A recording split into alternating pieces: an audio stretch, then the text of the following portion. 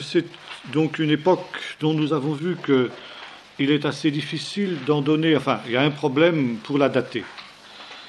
Part-elle de 2300 avant Jésus-Christ ou de 2100 avant Jésus-Christ, enfin de 2300 ou de 2100. Bon, ça, c'est la date de départ. Bon, on est tout le monde à peu près d'accord pour sa date terminale, qui est 1550, c'est-à-dire l'expulsion des Hyksos d'Égypte. Finalement, on distingue deux grandes époques dans cette période. L'époque du bronze moyen I, qui va donc, bien justement, on va voir le problème, 2300 ou 2100 jusqu'à 1900 avant Jésus-Christ. Et puis l'époque du bronze moyen II. Cette époque du bronze moyen II, elle est subdivisée en trois sous-époques, en quelque sorte. L'époque du bronze moyen II, qui va de 1900 à 1750, c'est grosso modo, si vous le voulez, l'époque des patriarches. Ensuite, époque du bronze moyen 2B. Ça va pas, Gilles? Tu veux que je reprenne? J'ai perdu les chiffres. Alors, bronze moyen 1, 2100 ou 2300 avant Jésus-Christ jusqu'à 1900. Bronze moyen 2A, 1900-1750. Bronze moyen 2B, 1750-1650. Et bronze moyen 2C, 1650-1550. Voilà. Bien. Ce qui fait problème, nous l'avons vu, c'est la première de ces périodes, c'est-à-dire la période du bronze moyen 1. Pourquoi fait-elle problème? Parce que justement, nous avons dans les documents égyptiens des grandes imprécisions. Nous avons vu que finalement toute la chronologie est basée sur la chronologie égyptienne. Et là, justement, il y a un hiatus de 200 ans sur lequel la chronologie égyptienne de Manetho est pratiquement muette. Si bien que là, on est un peu dans le brouillard, et finalement, nous allons voir que seule l'archéologie nous permet de résoudre ce problème. Et pour ne pas vous faire languir, pour ne pas que vous soyez stressés, outre mesure, je vous dis tout de suite que l'archéologie a permis de résoudre le problème, et on est arrivé à la conclusion qu'il faut faire en fait partir l'époque du bronze moyen 1 de 2100 et non pas de 2300 avant Jésus-Christ. Voilà, vous voilà rassurés comme ça. Bien, on verra tout à l'heure pourquoi. Pour le moment, il suffit de poser le problème. L'époque du bronze moyen 1 est une période très particulière, nous allons le voir, dans ce sens que c'est une période qui, dans tout le Moyen-Orient, et aussi sur le plan archéologique, est une période qui est dominée par une population qui est essentiellement une population nomade. C'est vrai pour l'Égypte, c'est vrai pour la Mésopotamie, et c'est vrai pour le pays d'Israël et la Syrie. Finalement, on est arrivé à la conclusion que cette période correspond à ce que l'on appelle la première période intermédiaire par rapport à la chronologie égyptienne, c'est-à-dire l'effondrement de l'ancien empire égyptien, c'est-à-dire l'empire des pyramides en particulier. À partir de la sixième et disons même on peut dire la septième dynastie d'Égypte, jusqu'à la 10e dynastie, il y a une période d'instabilité. Ça ne veut pas dire que le pays redevient nomade, parce que c'est un pays qui reste développé malgré tout, mais ça veut dire qu'il y a entrée en masse de nomades. Et que cette arrivée de nomades aura un petit peu le même résultat, si vous voulez, que l'arrivée des barbares dans l'Empire romain, à la fin de l'Empire d'Occident. Ça veut dire qu'il va y avoir une période de chaos. Une période de chaos qui est aussi illustrée par le fait que dans une période de temps relativement courte, il y a donc plusieurs dynasties qui se succèdent les unes après les autres. Ça veut dire qu'il y a une instabilité politique dans le pays. En Mésopotamie, c'est la même chose. Nous avons donc un effondrement de l'empire akkadien, de l'empire suméro-akkadien, et une période aussi d'instabilité qui a pour cause aussi l'arrivée en masse de nomades après un affaiblissement du pouvoir central, donc qui était celui de l'empire akkadien. Alors automatiquement, à partir du moment où les deux principaux empires sont dans une situation de ce type, il est évident que le pays intermédiaire, le pays qui est situé entre ces deux empires, c'est-à-dire le pays d'Israël et la Syrie, automatiquement aussi connaît le même type d'instabilité. Ça, c'est évidemment une conséquence qui est absolument inévitable. Bien, à partir du bronze moyen II, là, nous avons au contraire l'apparition de nouveaux empires. Justement, pourquoi va-t-on diviser cette période en trois sous-époques? Justement, nous l'avons vu, parce que finalement, l'ensemble de cette période fait un tout par rapport à l'Égypte, et c'est grosso modo ce que l'on appellera le Moyen Empire égyptien. Bronze moyen, Moyen Empire, vous voyez, on colle vraiment à la chronologie égyptienne. Bon, le Moyen Empire égyptien, c'est la deuxième époque de splendeur de l'Égypte ancienne, qui est marquée essentiellement par deux grandes dynasties, la 11e et la 12e dynastie. Donc voyez-vous, là, sur toute cette période, on trouve essentiellement deux dynasties, ce qui montre à quel point, par rapport à l'époque précédente, justement, nous avons ici affaire à une période de stabilité. Période de stabilité de l'Égypte. Et alors, justement, là, nous avons, disons, de 1990 à peu près jusqu'à 1750, un empire très centralisé, très fort, très brillant. Bon. 1750, alors il y a un nouveau problème qui naît, c'est une deuxième période de décadence. Ce qu'on appellera justement la deuxième période intermédiaire, qui est le fait du pays d'Égypte, mais aussi justement de la Mésopotamie. Et là, nous avons le même phénomène qu'à l'époque du bronze moyen I, c'est-à-dire arriver en masse de nomades, oui, mais surtout aussi d'Asiatiques. D'Asiatiques, et chose étonnante, qui viennent cette fois-ci d'Anatolie, c'est-à-dire de la Turquie actuelle, et qui vont se répandre dans tout le Moyen-Orient. Ces gens-là vont avoir à leur disposition, nous aurons l'occasion de le voir, des techniques militaires révolutionnaires pour l'époque, de telle sorte qu'ils ne sont pas véritablement des nomades, comme c'était le cas par exemple à l'époque du bronze moyen I, qui se répandaient dans tous ces pays de manière plus ou moins anarchique, un petit peu comme les barbares de la fin de l'Empire romain, comme nous l'avons vu tout à l'heure, donc sans plan véritablement organisé.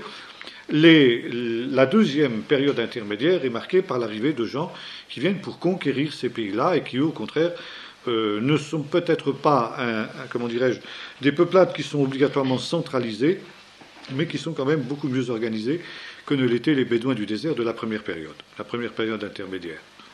Et ces gens-là vont donc s'emparer de tout le croissant fertile. Depuis, en tout cas la haute Mésopotamie, à défaut de la basse Mésopotamie, le pays d'Israël et la Syrie, et enfin l'Égypte. Et là, ils mettent fin au Moyen Empire égyptien. Et alors, non seulement ils mettent fin au Moyen Empire égyptien, mais ils vont régner sur l'Égypte, du moins sur la basse Égypte. Il semblerait que les Égyptiens autochtones aient réussi à résister plus ou moins à ces invasions dans la haute Égypte, mais en tout cas, la basse Égypte, c'est-à-dire l'essentiel de l'Égypte, est tombée entre les mains de ce que les Égyptiens vont appeler des Hyksos, ce qui veut dire dans leur langue, non pas comme on l'a cru pendant longtemps, les rois pasteurs, mais les rois étrangers, les dirigeants étrangers. Ça veut dire que cette période est considérée par les Égyptiens dans leur histoire comme une des pires périodes qu'ils aient jamais vécues. Une période d'asservissement, une période où ils ont été conquis. Les Égyptiens étaient des gens qui avaient une haute opinion d'eux-mêmes, une haute opinion de leur pays.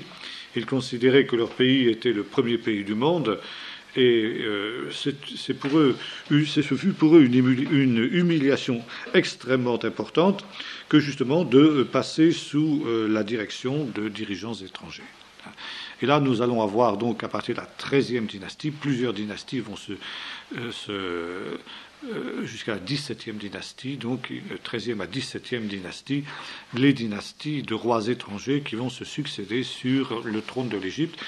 Période donc sombre pour l'histoire de l'Égypte, période d'instabilité politique et de tous ordres.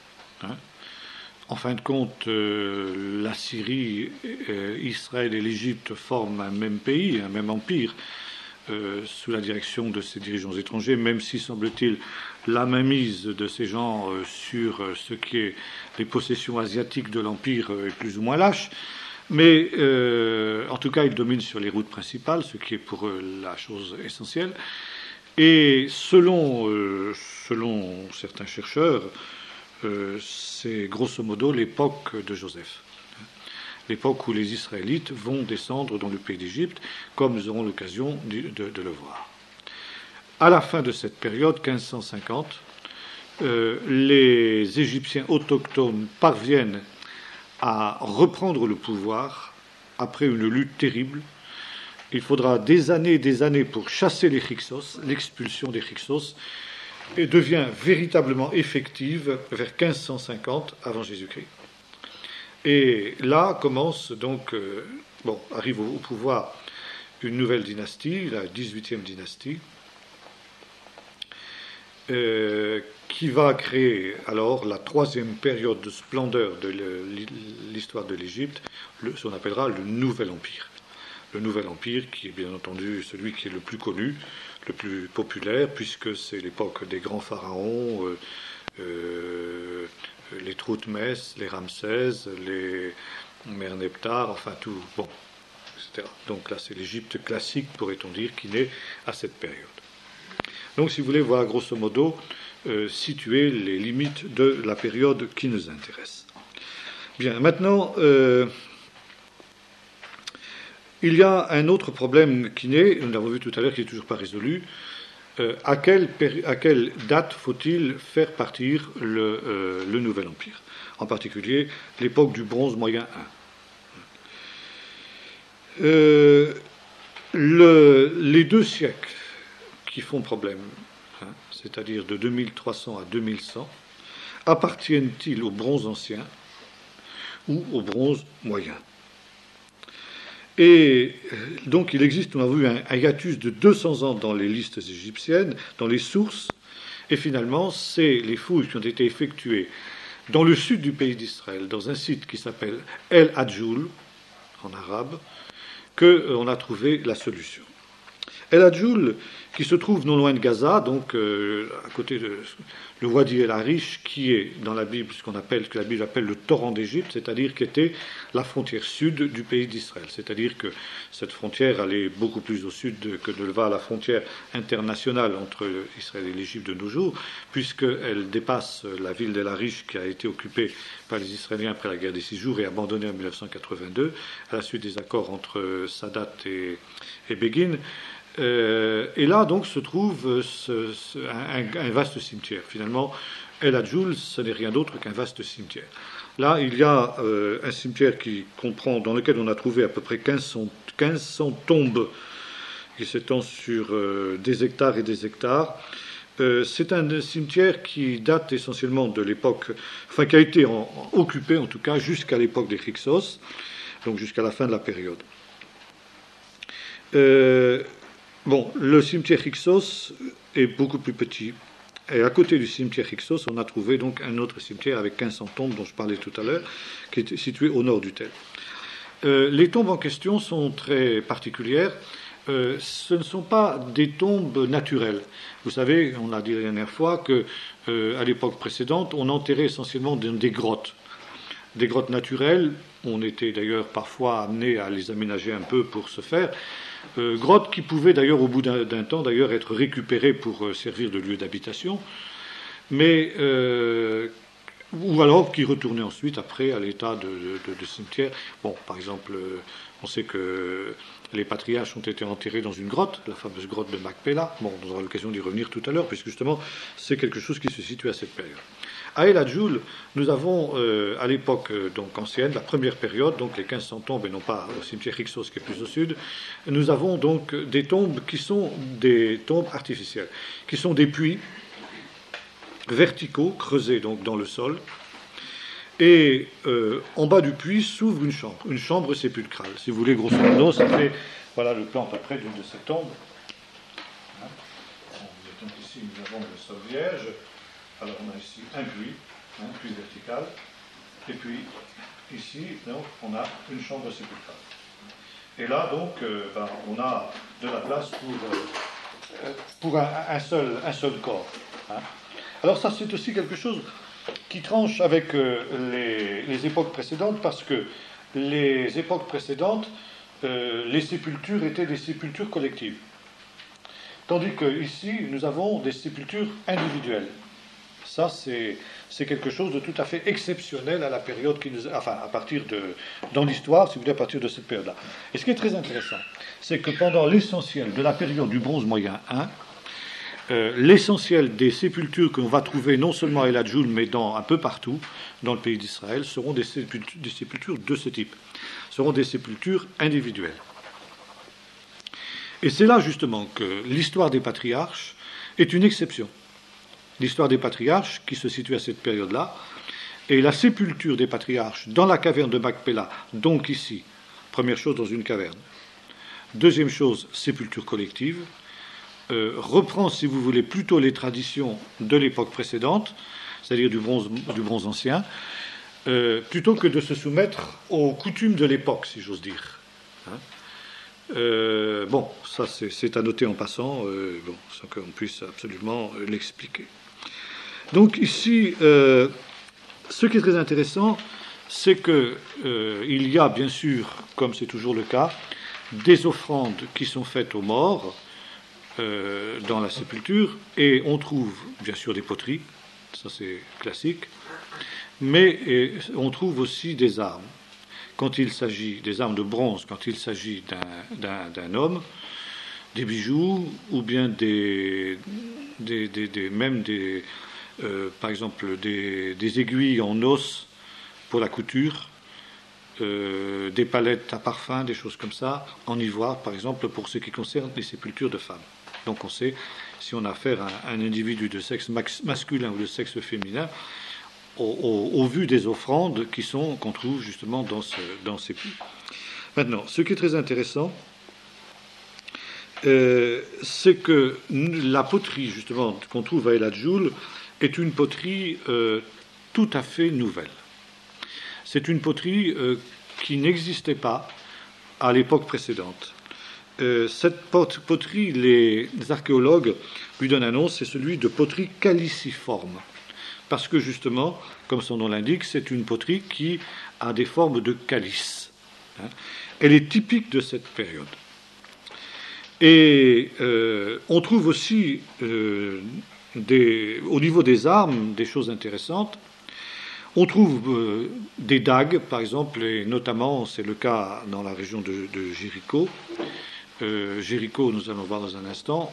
On trouve des tombes de ce type-là, dans lesquelles on trouve justement, pratiquement dans chaque tombe, des épées de bronze. D'où justement le nom que leur a donné Miss Kenyon, qui a été celle qui a fouillé la région, qui s'appelle Dagger Tombs. Hein, dagger, épée en anglais, les tombes de l'épée. Hein, parce que dans chaque tombe, il y a justement des épées de bronze. Maintenant, il n'y a pas seulement des épées de bronze dans ces tombes, mais il y a aussi des haches. Bon, nous avons vu le développement de la hache à l'époque précédente, et notamment justement la hache epsilon, comme on l'avait appelée, hein, parce qu'elle a grosso la forme de l'epsilon. Et là, on trouve un nouveau développement de la hache epsilon, qui est très intéressant. Voilà comment se présentent maintenant les nouvelles haches qu'on trouve dans ces tombes. Voilà. Donc ça, c'est des trous, hein, ces trous là. Alors, bon, c'est évidemment la partie métallique, Et on mettait évidemment un morceau de bois ici lequel on a fixé. Alors, ce qui est très intéressant aussi, c'est que on voit qu'ici c'est une évolution de l'H epsilon. Et bon, il y a un autre nom qu'on le donne aussi, on l'appelle Garzen-Enheim H à yeux. Ça ressemble à des yeux en quelque sorte, un petit peu quoi, ces trous qu'il y a dans le métal. Très intéressant, on aura l'occasion de le revoir, qu'on trouve sur des bas-reliefs égyptiens, dans des tombes qui sont dans la région de Beni Hassan en Égypte, on trouve des dessins justement qui représentent des Asiatiques qui sont armés de ce type de hache. La hache à yeux. Il est probable que ça c'était un type d'arme qui était contemporain justement de l'époque d'Abraham. Bon. Maintenant, justement, on trouve aussi, au point de vue poterie, alors pour la première fois, l'apparition de la lampe à huile. Alors la lampe à huile, à cette période-là, elle est finalement très simple. Au départ, c'est tout simplement un... Bon, on en trouve justement, plusieurs modèles.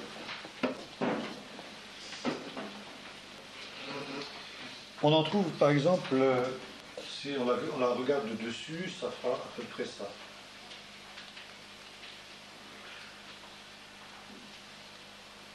Voilà. Alors ici, on a comme ça. Hein. Voilà.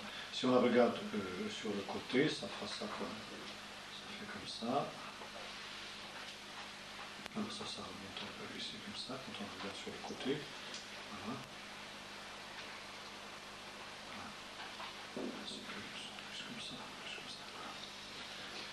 Peut-être creuser aussi comme ça. Alors, ça, si vous voulez, ça se referme un peu. Donc, si vous voulez, ici, on peut mettre une mèche, 2 mèches, 3 mèches, 4 mèches. On met de l'huile dedans, dans le réservoir. Donc, vous avez ici 2 mèches qui sortent comme ça. Donc, ça éclaire. Bon, vous voyez que ça éclaire quand même relativement. Ça, c'est la lampe là, qui donnait le plus de lumière. Alors, remarquez ici la forme de cette lampe, d'où justement le nom de poterie caliciforme. Vous voyez que ça a forme de calice. Toute la poterie de cette période-là, toute la poterie qu'on trouve dans ces tombes, est de cette forme caliciforme. Bon. Il y a une lampe plus simple qu'on trouve, qui est tout simplement. Je peux effacer ? Oui. Il y a une lampe plus simple qu'on trouve à cette période-là, qui est tout simplement, si vous voulez, un morceau d'argile que l'on a refermé comme ça. Si vous voulez. Donc ici, voilà, on met juste une mèche qu'on allume. C'est-à-dire, vu de haut, ça donne ça, quoi. C'est-à-dire ici, vous avez, on a refermé l'argile, si vous voulez, comme ça, quoi. Tout à fait simple. Donc on met la mèche ici, voilà. Bon. Et après, donc, on a une autre forme, alors un peu plus évoluée, qui vous donnerait à peu près ça. J'en ai une comme ça d'ailleurs chez moi, qui date de cette période.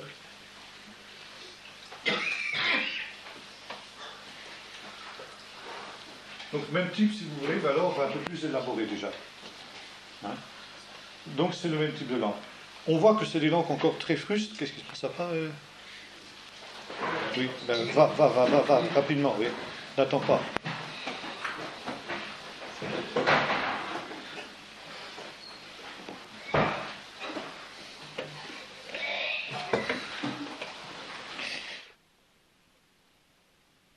C'est de constater que ce type de poterie caliciforme, se retrouve par exemple en Transjordanie, se retrouve dans les déserts. Ce qui est la preuve, n'est-ce pas, que nous avons affaire ici à une culture qui est d'origine nomade. Donc nous avons ici, partout où nous trouvons cette poterie caliciforme, nous avons apparition d'une population nomade, d'une population qui vient des déserts. Bon. Par synchronisme, on arrive à dater cette poterie et on sait que son départ, son point d'origine, à partir de ce qu'on trouve à El Hadjoul, c'est 2100 avant Jésus-Christ. Donc, comme je disais tout à l'heure, il faut faire partir l'époque du bronze moyen 1 de 2100 avant Jésus-Christ et non pas de 2300 avant Jésus-Christ. Bon, on retrouve le même type de poterie en Mésopotamie, hein, parce que justement, là, nous avons toute une civilisation du désert qui avait certainement des liens très lâches. Par exemple, à El Adjoul, c'est évident que c'est un cimetière nomade, un cimetière de nomades. Pourquoi ? Parce qu'il n'y a pas à proximité d'installation, comment dirais-je, de sédentaires. Il n'y a pas de ville, il n'y a pas de village, d'établissement agricole. Finalement, les Bédouins nomadisaient dans toutes ces régions-là, et ils se rassemblaient uniquement pour enterrer leurs morts. Les morts étaient enterrés au même endroit, c'est tout. La seule, finalement. On a un petit peu là ce qu'on a aussi dans l'histoire d'Abraham, quoi. Abraham était un nomade, et finalement, il n'achète de terre que pour la mort, pour la sépulture. Hein, pour sa sépulture et celle de ses descendants.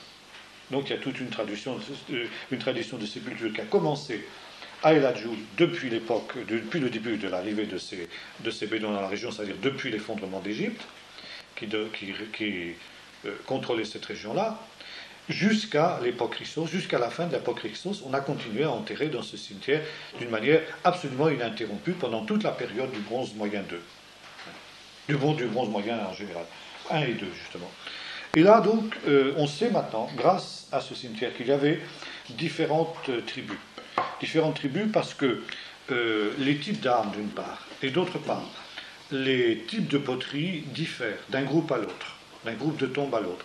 Et c'est très intéressant de constater que les tombes sont groupées, justement, par ethnie. Des tombes qui sont proches géographiquement les unes des autres ont le même type d'objet, finalement. Hein. Et puis, dans un autre, on passe à quelques tombes plus loin, et on trouve un autre groupe de tombes avec des objets différents. Donc nous avons ici manifestement différentes tribus qui avaient beaucoup en commun, mais qui avaient aussi, les unes par rapport aux autres, un certain nombre de différences. Donc nous sommes ici vraiment dans une structure nomade. Et alors justement, ce cimetière va durer jusqu'à l'époque où il va y avoir justement apparition de nouveaux occupants, d'une nouvelle civilisation qui apporte justement des poteries, alors là, un peu différentes à partir du bronze moyen 2, ce qui montre que là, nous avons une sédentarisation qui se produit.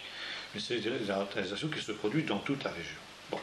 Alors évidemment, il y avait coexistence pendant toute la période de nomades et de sédentaires, mais finalement, ce qui se passe à partir du bronze moyen 2, c'est que les sédentaires deviennent l'élément dominant, alors qu'à l'époque du bronze moyen 1, l'élément dominant, c'est évidemment la culture bédouine. Voilà. Donc ici, voilà une énigme résolue. Et nous arrivons aussi à un autre endroit qui est très important aussi pour cette période-là, c'est le site de Tel Bet Mirsim. Tel Bet Mirsim. Tel Bet Mirsim, c'est aussi situé non loin d'El Adjoul, dans le sud d'Israël. Et on retrouve aussi là des cimetières avec ce même type de poterie caliciforme qui manifeste l'arrivée de nouveaux immigrants. Mais ce qui est très intéressant, c'est qu'on trouve aussi dans le cimetière de Tel Bet Mirsim des poteries qui sont semblables à celles qu'on trouve à Lachish à la même période, c'est-à-dire vers 2000 à peu près, 2000 avant Jésus-Christ, et aussi des poteries qui sont celles que l'on trouve à Jéricho. Ce qui prouve qu'il y a eu là des populations non seulement qui sont venues du désert, mais également des populations qui sont venues du nord et qui ont nomadisé, en tout cas, dans cette région-là. C'est là qu'on trouve aussi des dagger tombs, comme celle de Jéricho dont nous parlions tout à l'heure.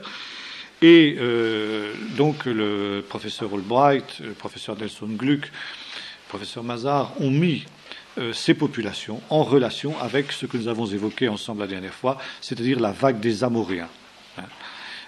Ces populations nomades qui sont venues des déserts et que les Égyptiens ont appelé gens d'Amourou, ça veut dire les Sémites de l'Ouest, par opposition aux Araméens, qui étaient les Sémites de l'Est. Ça veut dire ceux qui ont habité dans la basse Mésopotamie, tandis que les Amoréens ont essentiellement leur centre en haute Mésopotamie, ce qui deviendra plus tard la Syrie, ce qui est aujourd'hui la région de Mossoul. Ces gens-là se sont aussi établis, pour les mêmes raisons, parce qu'on trouve aussi le même type de tombes et le même type de poterie caliciforme, sur les villes de la côte. Ça veut dire depuis Gaza jusqu'à Tyr, Arvad, Gval, enfin bref, toutes les villes de la Phénicie. Bon, c'est évident que c'était des endroits où la vie était plus facile qu'ailleurs, et bien sûr, c'était des endroits où ces populations avaient le plus envie de s'établir, et comme justement il n'y avait rien en face d'eux, il n'y avait pas d'opposition, eh bien ils ont pu s'établir dans cette région sans aucune difficulté. Maintenant, cet établissement de la côte leur permettait deux choses. Premièrement, de contrôler le commerce maritime entre l'Égypte et la côte phénicienne en particulier, c'est la région du Liban, qui avait été l'apanage de l'Ancien Empire, voire éventuellement, peut-être aussi, on ne sait pas trop jusqu'à quel point, parce que on n'a pas tellement d'autres données pour le préciser, mais peut-être aussi de prendre le contrôle du commerce égyptien de l'Ancien Empire en Méditerranée, en tout cas entre l'Égypte et la Phénicie certainement. Et puis deuxièmement aussi de contrôler le commerce terrestre qui passait le long de la plaine côtière, quoi.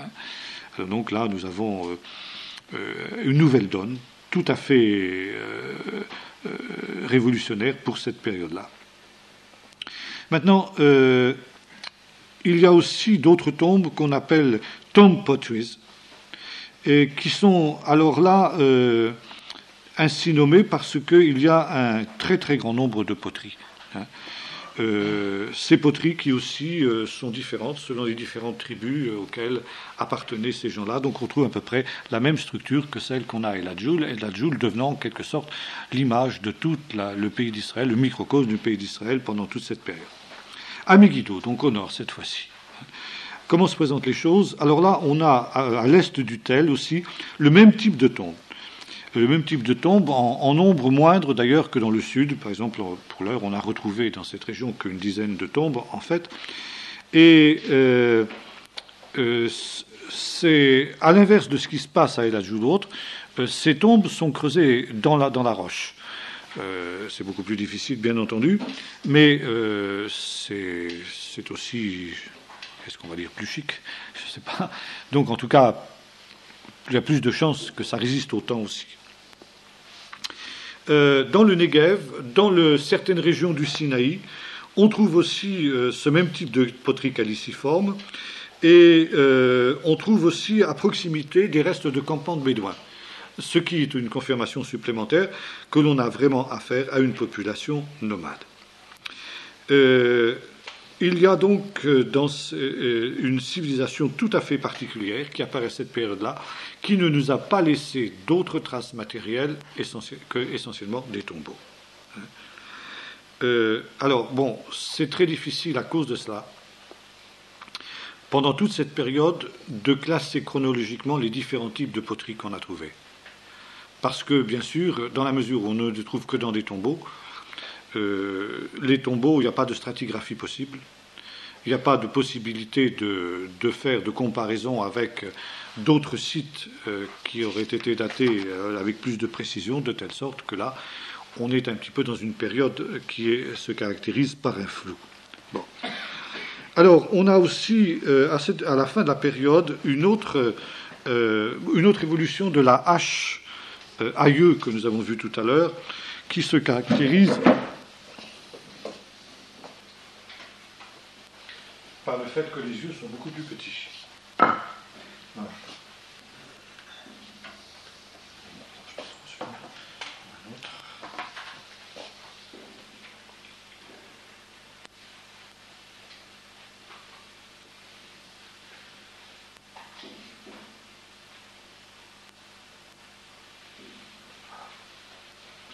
Bon, je suis aussi évidemment. C'est tranchant, bien sûr, tout ça c'était tranchant, évidemment. Et là c'était troué. C'était troué. Pourquoi? finalement, on ne sait pas tellement. Et puis alors, on a l'apparition de dagues, d'où le nom justement de dagger tombs, qui sont à peu près semblables à celles qu'on trouvait à l'époque précédente, et puis aussi des javelots, des têtes de flèches en métal pour la première fois, des javelots, des lances, des objets de ce type-là. Des objets de ce type-là. À Jéricho, là, c'est quelque chose de tout à fait particulier. À Jéricho, nous avons, à cette époque du bronze moyen, la couche 2. La couche 2 qui est une ville. C'est assez rare, finalement, dans cette période qu'on trouve des villes. Et Jéricho est une des rares villes qui reste peuplée à cette période-là. On y trouve une muraille, des bâtiments divers, dont des entrepôts, des magasins, qui sont soutenus par des colonnes rondes assez sophistiquées. Et puis alors on trouve dans cette Jéricho-là le même type de poterie et le même type de tombe que celui qu'on trouve dans les tombes de la même époque. Alors, ça nous amène à conclure deux choses. Que Jéricho a été conquise par cette population à cette période, mais qu'un certain nombre de ces gens-là se sont sédentarisés, ou peut-être ont vécu en symbiose avec la population précédente qui avait été vaincue. Et notamment, ce qui est très intéressant, c'est qu'on trouve des ateliers de forge, où justement étaient forgées ces armes de bronze dont nous avons parlé. Il y a aussi des ateliers de poterie, où étaient fabriquées aussi les poteries. Donc Jéricho semble avoir été à cette période un centre important de cette civilisation-là, où coexistaient des nomades et des sédentaires. Maintenant, ce qui est très intéressant, c'est qu'on trouve à proximité de Jéricho aussi un certain nombre de tombes. De tombes de même type, des tombes en forme de puits, dans lesquelles on trouve des armes qui manifestement n'ont pas été forgées dans les ateliers qu'on a retrouvés à Jéricho.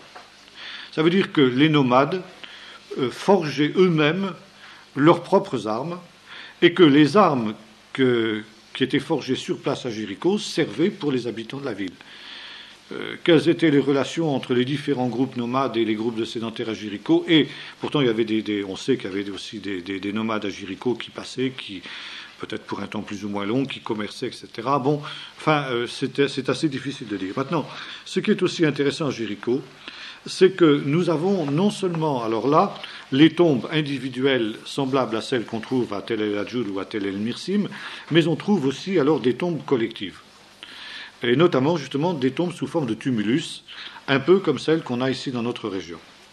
Il est probable, n'est-ce pas, qu'à l'époque chalcolithique, les populations de nos régions, des populations mégalithiques, étaient en relation avec les civilisations du même type au Moyen-Orient, et que justement, pendant l'époque du Bronze moyen, jusqu'à l'époque du Bronze ancien jusqu'à l'époque du Bronze moyen, un certain nombre de traditions qui remontent à l'époque chalcolithique, qu'on appelle ici en Bretagne mégalithique, se sont poursuivies, notamment justement le type de sépulture collective dans des tumulus.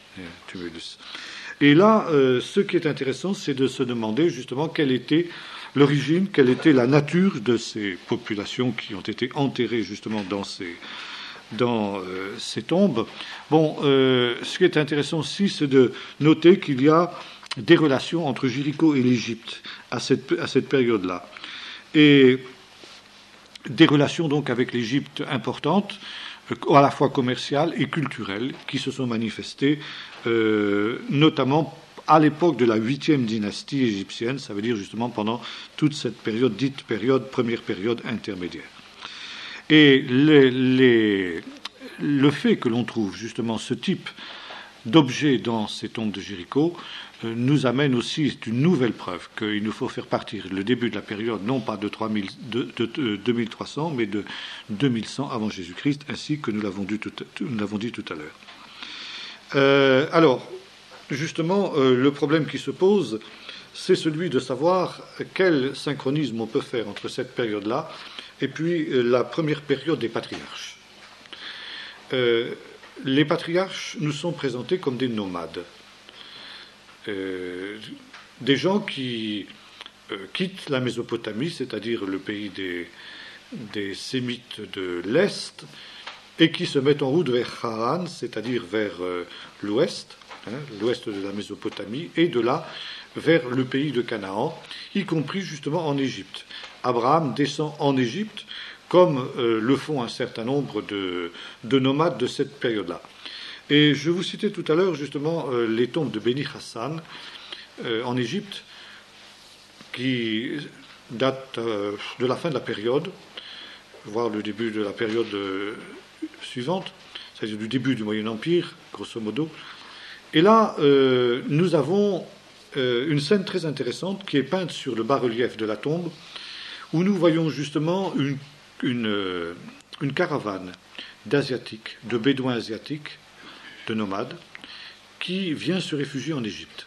Et qui vient se réfugier en Égypte à une période de famine.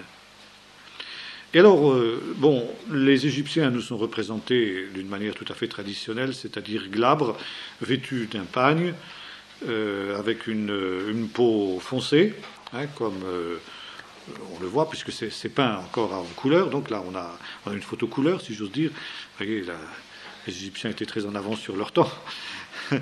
Et, par contre, les Asiatiques sont présentés vêtus de longues robes, avec une peau claire, et puis des longs cheveux. Des longs cheveux et des barbes, que n'ont pas les Égyptiens. Ils sont accompagnés de leur famille, les femmes et les enfants, qui les suivent avec des animaux de bas, notamment des ânes. Le chameau, à cette période-là, était assez rare, était un objet de luxe que beaucoup de gens ne pouvaient pas se payer. Ce qui montre à quel point, d'ailleurs, le fait qu'Abraham ait pu disposer de 10 chameaux pour mettre à la disposition de son serviteur montre à quel point Abraham avait réussi et était aisé. Bien. Donc on voit essentiellement des ânes. Et outre les personnages en question, on voit un certain nombre de guerriers asiatiques qui ont entre les mains les deux types de haches dont nous avons parlé tout à l'heure. La hache à yeux, avec les grands yeux et puis les petits yeux, en quelque sorte, si j'ose dire. Donc ici, nous avons aussi un synchronisme qui nous montre que ces armes-là étaient en service à la période qui nous intéresse.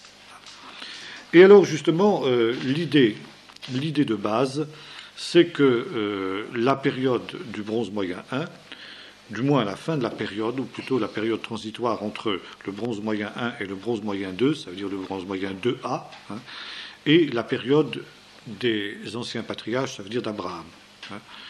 La période du bronze moyen 2A sera la période d'Isaac et de Jacob, essentiellement. Bon. Il y a un autre élément tout à fait intéressant aussi qu'on trouve à cette période, c'est ce que l'on appelle les textes d'exécration égyptiens. Les textes d'exécration égyptiens sont un ensemble de petites statuettes de cette dimension à peu près, ou qui représentent un personnage asiatique, parce qu'il est barbu et chevelu, tandis que les Égyptiens avaient été glabres et avaient les cheveux coupés. Et alors, la poitrine de la statuette est en quelque sorte une espèce de plaque sur laquelle il y a des inscriptions. Le personnage est représenté assis, et ils sont tous semblables. Et chaque personnage représente une tribu qui a fait alliance avec le pharaon. Et les termes de cette alliance, une alliance de vassalage, ça veut dire que les chefs de ces tribus se sont reconnus comme étant soumis au pharaon, et par conséquent doivent lui payer tribut, il y a un certain nombre d'obligations qui sont définies dans le contrat, et le contrat notamment se termine par ceci, c'est que si les membres de la tribu ne respectent pas scrupuleusement tous les engagements qu'ils ont souscrits, alors des malédictions épouvantables vont venir sur eux. Et les dieux sont pris à témoin de la conclusion de ce contrat. Les dieux des deux parties, les dieux égyptiens d'une part, et les dieux de ces populations d'autre part.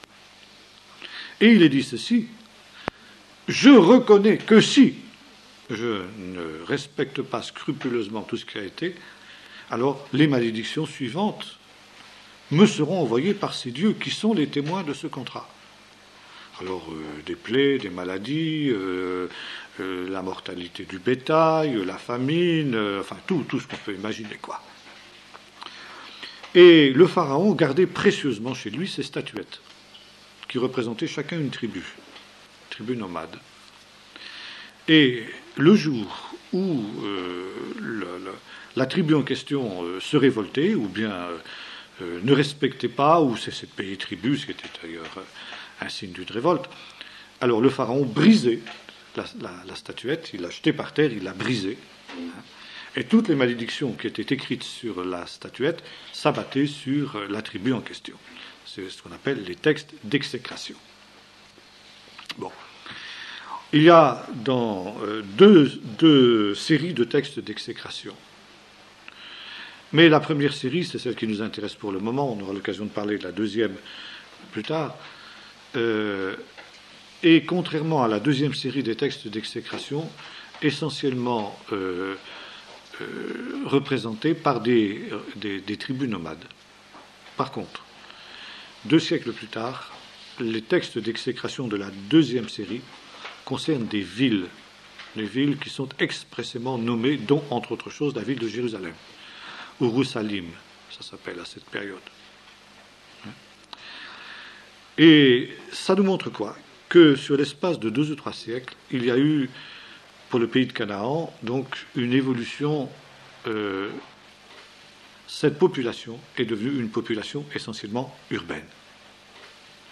Donc il y a eu ici une modification extrêmement importante. Bien. Et alors justement, c'est une nouvelle confirmation que, à cette période, nous avons affaire à une population essentiellement nomade, dans laquelle, évidemment, peut s'inscrire d'une manière tout à fait compréhensible l'histoire d'Abraham. D'autre part, le fait que, justement, il y ait peu de villes à cette période-là montre que nous vivons dans une période de paix relative. Je dis de paix relative, puisque ces groupes sont armés, nous l'avons vu tout à l'heure. Mais, en tout cas, ils circulent. Ils circulent et que, finalement, on peut dire que l'Égypte, même l'Égypte décadente, comme c'est le cas à la période qui nous intéresse, réussit à maintenir un certain ordre. Et ce sera encore plus le cas, évidemment, à l'époque du bronze moyen de A, où, alors là, la 18e dynastie, la 11e dynastie va prendre tout ça d'une main de fer. Bon. Et là, donc, il y a des échanges possibles, il y a une paix possible. Et cette paix est évidemment absolument indispensable pour le contexte de récit des patriarches tel qu'on le trouve justement dans la Bible, où effectivement Abraham peut vivre d'une manière relativement pacifique. Il peut voyager, il peut se déplacer sans qu'il y ait de gros problèmes pour lui. De temps en temps, bien sûr, il y a des ridzous. Ça, c'est vrai. Bon, ça, c'est typique chez les Bédouins jusqu'à nos jours, ça n'a pas changé. Et là, bon, en bon bédouin qu'il est, éventuellement, Abraham aussi fera le ridzou.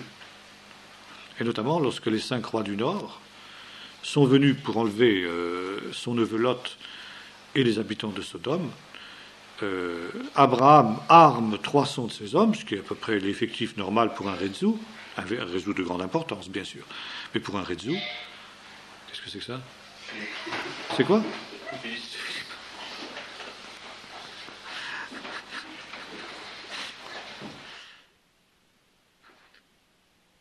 Ça va pas mieux? Qu'est-ce qu'il a eu?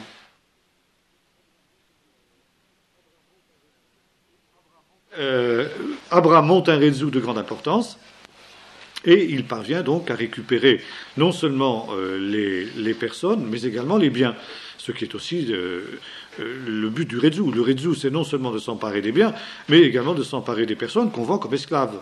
Hein. Ça, c'est un commerce florissant aussi à l'époque, il ne faut pas l'oublier. Bon. Donc, toute la geste d'Abraham se comprend parfaitement dans toute cette situation-là. Nous aurons l'occasion de voir qu'à la fin de la période, justement, tout change. Et que, après cette période de paix,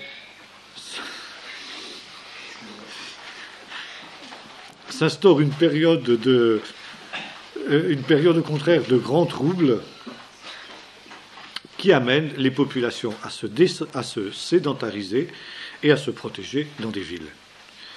Il ne faut pas oublier que l'urbanisation, à l'époque qui nous intéresse, a essentiellement pour raison l'insécurité. La ville a d'abord une fonction militaire. Une ville, c'est une entité qui est protégée par des murailles. Bon, éventuellement, à partir de cette ville, c'est une ville à ce que la Bible appelle des filles. Hein, vous lisez ça dans le...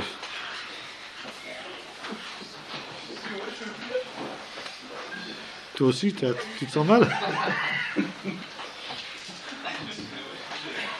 On t'excuse, va.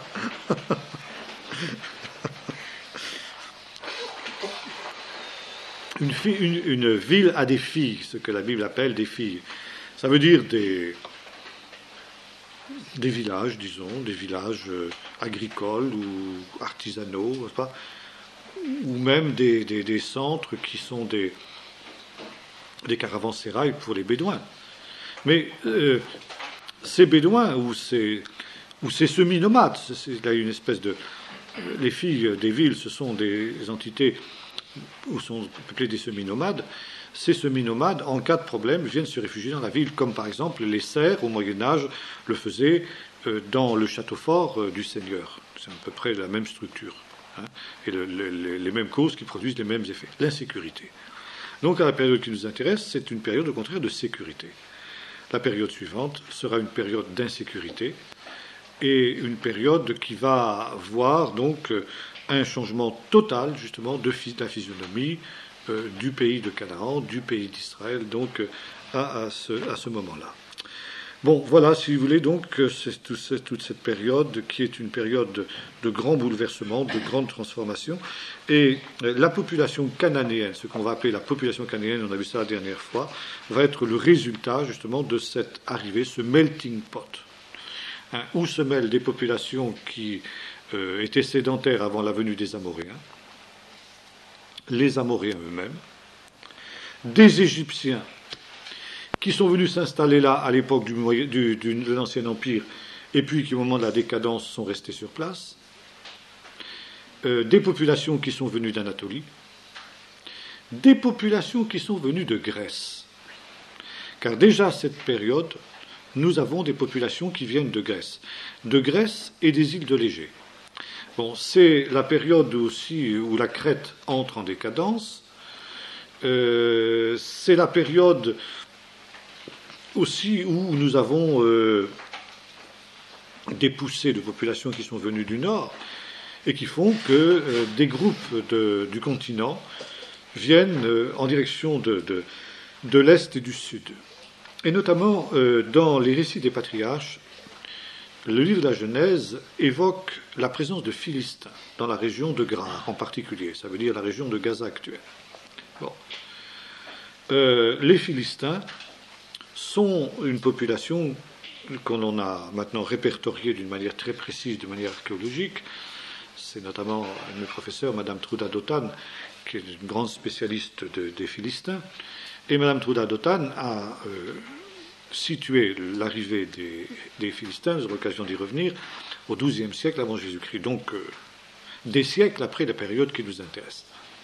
Tant et si bien que même quelqu'un comme professeur Mazar, professeur Albright aussi, était arrivé à la conclusion que la mention de Philistins dans le livre de la Genèse, à l'époque, d'une part d'Abraham, d'autre part d'Isaac, est un anachronisme.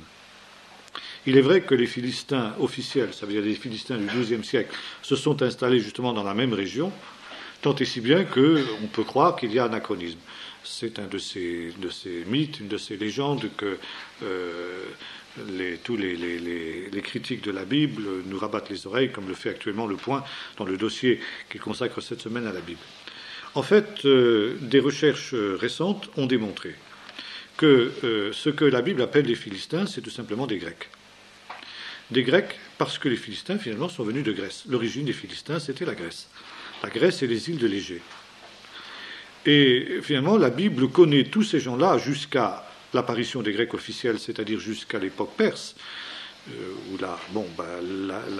le peuple d'Israël va entrer en relation avec la Grèce classique, disons. Mais la Grèce pré-classique, la Bible, les textes anciens de la Bible, la connaît comme pays des Philistins. Par conséquent, les Grecs qui sont venus à l'époque qui nous intéresse, dans cette grande première période intermédiaire qui intéresse le Moyen-Orient, eh bien, pour la Bible et pour les habitants de l'époque, ce sont les Philistins. Bien. Alors, nous n'avons pas du tout affaire ici à un anachronisme, mais effectivement, on a trouvé, alors un peu partout, sur les côtes en particulier, des traces d'implantation grecque, de poterie grecque, d'inscriptions grecques anciennes, et de traces de relations commerciales, justement, entre les villes de la côte et les Amoréens qui étaient venus s'y établir, et puis, justement, les îles de l'Égée, Chypre, la Crète, et même la Grèce continentale. Il y avait un trafic qui se faisait jusque-là. Donc, population ici extrêmement mélangée, puis aussi population d'Anatolie, qui va ensuite se concrétiser de deux manières. D'une part, avec la création des empires hittites, et puis ensuite l'arrivée des Hyksos. Les Hyksos qui viennent justement d'Anatolie. Donc, qui sont, eux, des Indo-Européens, qui sont donc des Blancs. Et alors, nous avons ici ce que la Bible, l'origine de ce que la Bible nous présente comme étant la population du pays de Canaan, au moment où, d'une part, les patriarches s'y installent, mais qui sera aussi le tableau que trouveront les Israélites au moment de la conquête à l'époque de Josué. Ça veut dire une région qui est un véritable melting pot dans lequel toutes les ethnies du monde se rencontrent. Et il n'y a pas de véritable population cananéenne. Ce qu'on appelle la population cananéenne, c'est le mélange, en quelque sorte, de ces populations d'origine très diverses qui viennent aussi bien des confins du désert d'Arabie, de Mésopotamie, d'Égypte et d'Afrique, d'Éthiopie. Il est question de Kouchim. C'était pendant les derniers moments de jeunes, on me disait bon, il y a des Kouchim, c'est-à-dire des Africains, des gens qui ont la peau noire dans le pays de Canaan, à cette période-là, comme on est en Égypte, d'Europe, par l'intermédiaire de la Grèce, d'Anatolie, d'Iran. Les Hyksos aussi avaient des origines en Iran, dans tous ces pays-là. Et tout ce monde-là se retrouve dans le petit pays de Canaan, où il forme justement la population cananéenne. Et la Bible évoque justement cette extraordinaire diversité ethnique de la population cananéenne quand elle nous parle des 7 peuples de Canaan. Bon, 7, c'est pas à prendre, évidemment, c'est pas un chiffre qui est à prendre au sens direct du terme. 7, ça veut dire un grand nombre. Toutes les populations du monde se retrouvent sur le sol de Canaan. Et les 7 peuples de Canaan, la liste des 7 peuples de Canaan varie selon les différents textes de la Bible. Mais ça nous montre l'extraordinaire diversité. Et un peuple qui est souvent cité, c'est justement le peuple hittite. Donc c'est en relation avec les Hyksos et tous ces gens-là. Voilà. Donc ici, nous avons cette extraordinaire diversité du pays de Canaan, de la population cananéenne, qui va être une des marques du pays jusqu'à l'arrivée des Israélites sous la conduite de Josué, peuplades qui ensuite, après la conquête, seront plutôt chassées qu'exterminées d'ailleurs, ou alors un certain nombre d'autres s'assimileront au sein du peuple d'Israël et finiront par être considérés comme partie intégrante du peuple d'Israël. Voilà, si vous voulez, ce qu'on peut dire de l'époque du bronze moyen 1 pour l'heure. Est-ce que vous avez des questions à poser là-dessus ? Le problème des Chaldéens à l'époque. Oui. Les Chaldéens. C'est Ouais, oui. toujours le même problème, c'est pareil pour les Philistins. C'est comme les Philistins, oui, c'est ça, oui. C'est une désignation que l'on a fait de. Bon, il y a aussi les Kashites. Les Kashites, c'est une population. Alors bon, est-ce que finalement, entre Kashites, Kasdim, Kashites, bon, c'est aussi. Ça c'est pareil, les auteurs bibliques avaient à leur disposition des sources de l'endroit, de Mésopotamie, quoi, finalement. Et ça a été transcrit d'une manière plus ou moins heureuse en hébreu, quoi. Bon, il y a aussi les problèmes de critique ensuite textuelle. Est-ce que des scribes ensuite n'ont pas Kashim, ils n'ont pas transformé en Kashdim parce qu'ils étaient plus familiers avec ce terme, quoi. Non, je ne peux pas dire que c'est un anachronisme. Pas un anachronisme. Ur-Kashdim, peut-être Ur-Kashim, c'est l'époque où justement Ur III s'est effondré. Ur III est contemporaine de la 12e dynastie. Et là, donc, automatiquement, il y a un appel d'air de Bédouins qui s'installent dans la région, les Kashites, ce qu'on appelle les Kashites dans les sources officielles de la sériologie actuelle, quoi. Hein. Mais ça peut aussi se lire Kashdim. Hein,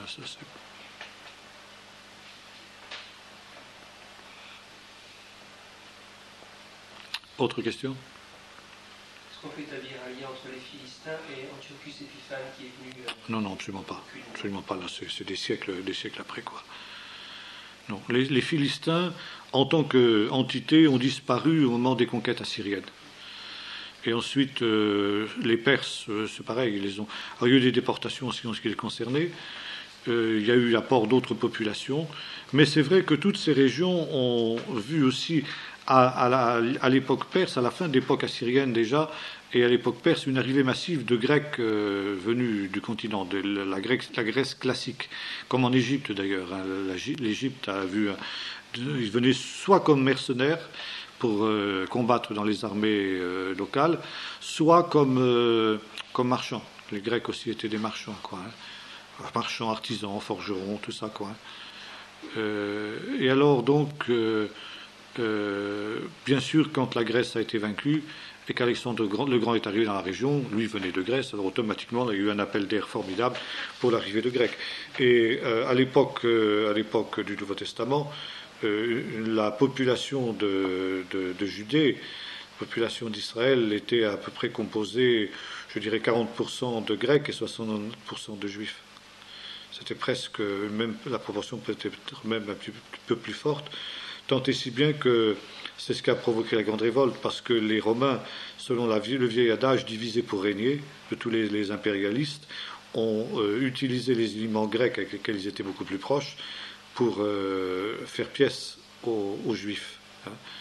Et par exemple, Césarée, qui était la capitale de l'époque de la Judée, avait une population de 50% de Juifs, 50% de Grecs.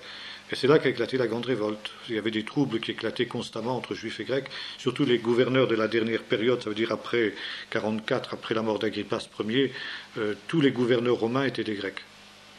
Hein. Alors ils favorisaient systématiquement leur coreligionnaires contre les Juifs. Et le dernier d'entre eux, Félix, par exemple, et Festus étaient des épouvantables bons hommes à ce niveau-là, mais Florus était le pire de tous. Et là, donc, il a tellement été injuste par rapport aux Juifs que les Juifs se sont finis par se révolter, quoi. Ça a été le début de la grande révolte, 66. Bon.